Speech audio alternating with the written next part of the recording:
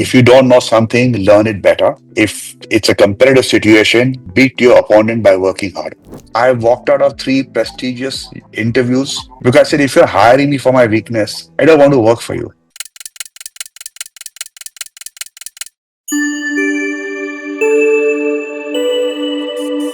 Hi everyone, welcome to another episode of Echoes After EOD. Today I am honored to host Sunil Lulla sir. He is a distinguished 1984 alumnus of SPJIMR and a towering figure in India's business and media landscape. Over the past 4 decades, he has consistently built sustainable businesses, crafted iconic brands, and shaped strong organizational cultures. From leading global names like MTV, Sony, Balaji Telefilms, Times Television Network, and Diageo, Sunil sir has held top leadership roles, often as CEO or managing director, delivering profitability, market leadership, and stakeholder trust. Currently, as the chief evangelist at the Linus Adventures, he partners closely with promoters and CEOs. Thank you so much, sir, for giving your time for the podcast. Pleasure. Sunil is good enough. We got freedom in 1947. That's when all the sirs left our port. Certainly very difficult for me to adapt to that, but I will try my best. So first, I would like to take Sunil. First, I would like to take you back to 1984, which is your time at SPJIMR. Just wanted to understand from you how were you as a student then, and what were your aspirations back then when you were studying in SPJIMR? Thank you. I don't think my aspirations changed from day one till to date. My aspirations have been the same. Okay. I've kept the focus of what makes me happy, what I like to do. And we'll talk about it. The uniqueness of SPJN was that, it was the first branch out because Bombay University only had Jamnalal Bajaj. Mhm. And NM, Chetna, and SPJN came into being. SPJN was the idea of the Bhavans group, right? And they have a very spiritual background. They had this lovely campus in which the then Prime Minister of the United Kingdom, Miss Margaret Thatcher, had laid the foundation stones. And that was highly publicized, was very iconic. It was in the Bhavans campus, which is famous for engineering and science, and I think arts, right? We had one floor on that in that whole campus, just one floor, a few classrooms. Okay. And the chemical lab of Bhavan Science College was right below our classes. So the Wow. entire day went in trying to find a way to go around the smells and fumes from the chemical lab, right? We didn't have a canteen. We had to eat outside at one of the restaurants or the common canteen in the Bhavan's campus. In during our period, 82 to 84, we changed, I think, three deans. Two we were very unhappy with, and Mhm. luckily for us, the Bhavan's board heard our cries and complaints. We often got fantastic teachers thanks to Bhavans and some thanks to students, right? We knew some people and somebody knew somebody else, and that's how the reference to context happened. So we did three things which I think stood out for our identity. If a particular organization came to the campus and offered us a job on successful completion of the process, but discriminated between our salary and that of a Bajaj graduate, we Mhm. refused to go through with the job process because we Right. said this is where it begins. We are equal. It's the same degree. Doesn't matter. One institute has been here longer, but the Mhm. price point is going to be the same. It is Bombay City, and if it's a marketing job or or a finance job, it's going to be at the same price that you cannot discriminate, right? So Right. we turned down some very big companies, but we stood by our identity. Exactly. And it's quite intriguing as well, right? It was a completely student driven culture, as you mentioned. And because of those formative years, we are at the point where we are right now. And it's great to know Yeah. that, first of all, when we talk about SP, right, it's about value driven leadership. And that is something Yes. which pioneers like you of SP, right, stand by. And also it percolates through our batch, who are basically the newer batches. And we also stand by it when we go to corporate jobs as well. So, sir, just wanted to ask you that what, according to you, make SPJMR unique? And how do you see its role also shaping the business leaders from then to today? Like, if I have to like call it out, then I would say that it gives a spectrum of experiences, right? Because SP is something which also has DOCC, and at the other spectrum, it also has GFT. So international exposure, rural exposure, in making us empathetic to all the different value system which is there. So according to you, what makes SP different, sir? So I have not studied in any other management school, so I don't have a comparison box. I've Mm-hmm. been to a few for purposes of recruitment or for engagement. But I can tell you this much that one of the things I believe SPGen stands out for is simplicity, its Yeah. modesty, and its value driven system. And you see that in the way the faculty interacts with you, the dean interacts with you over the years, various deans, not just Dr. Varun Nagaraj, but all his predecessors too, right? They've all been one which has stood for firm values. There have Hmm. been programs around small scale industry, around entrepreneurship. They support the local community of the at the BMC level. They support all the kids over there. They have a number of programs of outreach over there. And I think it is that simplicity of it. There is no arrogance. I think some other institutes or universities, I find people have a mistaken notion of arrogance. It never found an SPJN person to be arrogant, Yeah. despite whatever level of success that they may have achieved. So I think that kind of it's like gets infused into that DNA of those 2 years when you're there trying to do your MBA. Exactly, sir. And based on this comment of yours, I remember one experience in my SPJN days. So after the internship, sir, there were some people who got PPOs while the others had not at that point. And then the finals were upcoming. I still remember no one celebrated their PPOs until the finals ended, and everyone was involved in preparing their friends, right? And they were just concerned that everyone gets a job first, and then we had a great party after that. So I think this is a culture of SP. It's like unity. Everybody cares about each other at that point, Yeah. and they don't leave anyone behind just for their personal objectives or goals. So I'm that happy to resonates with me. hear that. I'm really happy to hear this because I think the fact that you're doing it now and it's been celebrated over so many years just proves the strength of that culture and character of the institute. Exactly, sir. And so I recently went to SP. It has changed a lot. Like I can see a stark difference from your definition of SP to what I see right now.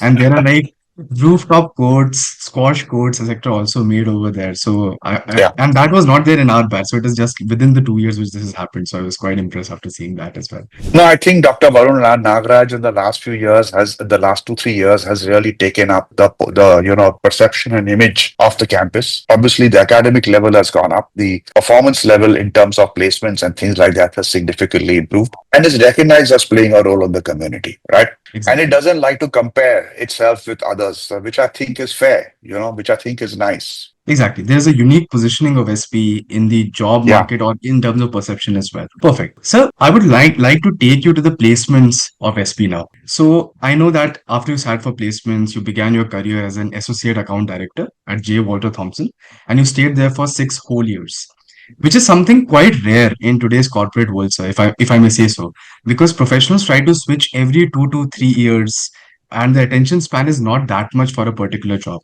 So, drawing from the early chapter of this journey when you were in the first job, what do you think the fresh graduate should prioritize in their first 5 years to lay the foundation for their corporate journey? Or what are the things which they should focus upon in their early careers to have a more sustainable career as yourself? So my first job was actually with a company called Forbes Campbell, which had come to the campus to recruit people. Okay. And they had recently launched, the AquaGuard division, which was vacuum cleaners and water purifiers. Mm-hmm. I got placed in the wine and spirits business. Forbes Campbell was a joint venture between Tata's and Chapurji Paranji. It Mm-hmm. was then run by a very young gentleman, the late Sir Ratan Tata. Oh, Okay, so he was a GM over there, and I okay. was in the sales division of spirits. I had two parts to the job. I had to look after marketing and consumer feedback, and I Mm-hmm. also had to look after the territory of Bombay, which was the most robust liquor market in the country in those days. I knew all the 420 licensed vendors that I serviced by name, and I Wow. knew what they bought last week, what stock they had, and what we had to sell to them. So Mm-hmm. that job taught me to deal with people who are much older than me, more experienced than me. It Mm-hmm. also got me the whole discipline of being on the road and learning from customers. Right. Yeah. So to your question of what should be our thing for the first 5 years, it's exactly that. First is work harder than your peers. Mm. Harder is not longer. Harder means deliver more value. If you don't know something, learn it better. If it's a competitive situation, beat your opponent by working harder. Because genius will not always succeed, right? It may work that day, it may not work. So Exactly. learn to work harder, carry more load, learn about your customers, whatever business you are in. Let's say you're in finance and you're in the cost accounting part of finance, right? Still learn about the customers because they are the ones who give the company success or don't give the company success because they Mm. buy the products and services. Doesn't matter what stream you are in. So, when we are at a crossroads of making a decision for a career switch, for a new job, etc., and there are such variables into picture, right? That probably you're not getting that much of money, but you are enjoying the work at that point, or vice versa. Then, how one should prioritize over these variables, and how should one assess the complete picture while making a decision to switch? to a new job?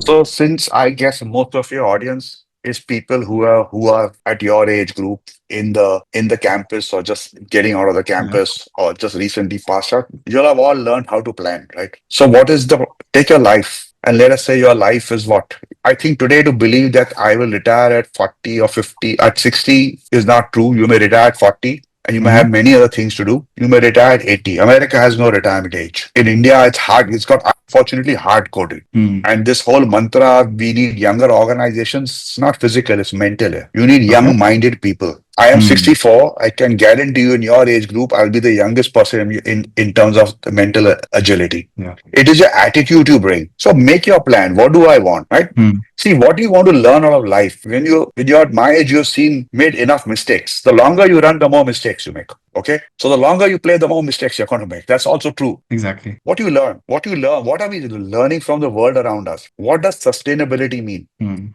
Sustainability means can I continue to live with that same sense of happiness and contentment the rest of my life? So if I manage my needs well, my body, my mind, my physiology, my attitude gets used to believing this is all I need. But if there's a constant drive to keep going, then that Mercedes and the home in France and the account in Switzerland or wherever else is not adequate. I think that this also I, emanates from the fact, right? How do you associate happiness with what you are doing yeah, ultimately? Like when you right. talk about giving back. So, for example, I got one thing which I was working on for the last year, and then there was a momentary happiness that okay, finally I've achieved this. But what after this? Then comes the next goal, and then the next goal, right? But ultimately, what keeps you going for that much amount of period, as you mentioned, so you are 64 and you are still like changing organizations, doing work, right? At this point where people think that burnout may happen, right? And people want to retire early. But since there's an objective behind the work which you are doing, I think that keeps one going, right? And that is what you are referring to as well, that there should be a more deep objective rather than just these three variables which I talked about of money, promotions, etc., which will come in the journey, but still it is not the end goal, rather means to an end. No, so I meet people in and around my age who are Yeah. worried about leaving their workforce and their day-to-day habits because they say they get bored. Only one kind of person gets bored, a person who's boring him or herself. Nobody Hmm. else gets bored. If I think I'm bored, then I'm boring myself Hmm. as an individual. Hmm. I took up squash, as I told you last year, to create a new hobby for myself, Yeah. right? Yeah. To enhance my mobility and agility because the best way to be mobile is to play sports, right? Exactly. I'm not going to be the champion. I don't have the expectation, Hmm. right? Hmm. I sometimes play with 10-year-old kids, 8-year-old kids. I have a lot of fun. In my view, it's very personal what you wish to have. And all of us should have abundant of what we want so that we feel satisfied. But how much will you eat in a day Hmm. without Hmm. killing yourself? You got to find that balance in your life. Obviously, everybody wants to get rich very quickly. Now, get rich very quickly, there are only three ways to do it. Okay? Marry luck. You will never find luck. So, how will you marry luck? Hmm. Okay? Do things which may give you money but may not give you any other form of happiness, safety, or sanity. So you will go insane in trying to pursue that, right? Third is just practice being a good human being, delivering value and knowing what you can do. So in my entire career, my entire life, actually, I have never answered this question, quote, what is your weakness? Unquote. I walked out of three prestigious interviews because I said, if you're hiring me for my weakness, I don't want to work for you. I think The one of the factors of balance is to really understand yourself and your expectations. Every individual is unique. Every individual has strengths. Because of that, I never answer the question, what is your weakness? In many interviews, at least at the time that we were giving, this used to be a question.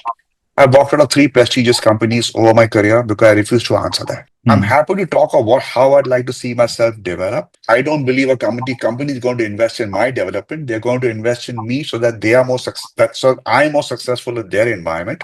I bring my strengths to the table. That's all I focus on. Yeah. So I have my own expectations. Now, if I thought I'm going to make 100 crores tomorrow morning, I should be doing something to get that 100 crores. Hmm. And if I'm Hmm. not, and I'm just sitting on my backside and hoping that it's going to fall on my head, it's never going to happen. I'm going to be miserable, Exactly. right? So what I planned in my career that I would like to see myself succeed in a organization or a company. I'd like to bring my interests which is and my thinking in branding, in marketing, in interfacing with people, and in making things move. That's what I focused on. So Yeah. as my career developed, I focused on situations where a company needed to launch something, a new business needed to be launched, or it needed to be turned around. And I got the freedom because I asked for it from the shareholders. I set out the expectations and delivered to it. And I hired a Mm. team always which had the same values. So I'd be a misfit in a place which didn't have these values. So one of my favorite things I like to say to myself is I've run out of excuses. Let me just focus on what I have to do. Right? Just run out of Exactly. excuses. Perfect, sir. That brings me to the end of my questions. And again, Thank you. thanks a lot, sir, for answering everything. And I think it will be greatly insightful for all the audience as well. And thanks a lot for giving the time again, sir. Thanks, Arnav. Let me know if there's anything I can do to help you.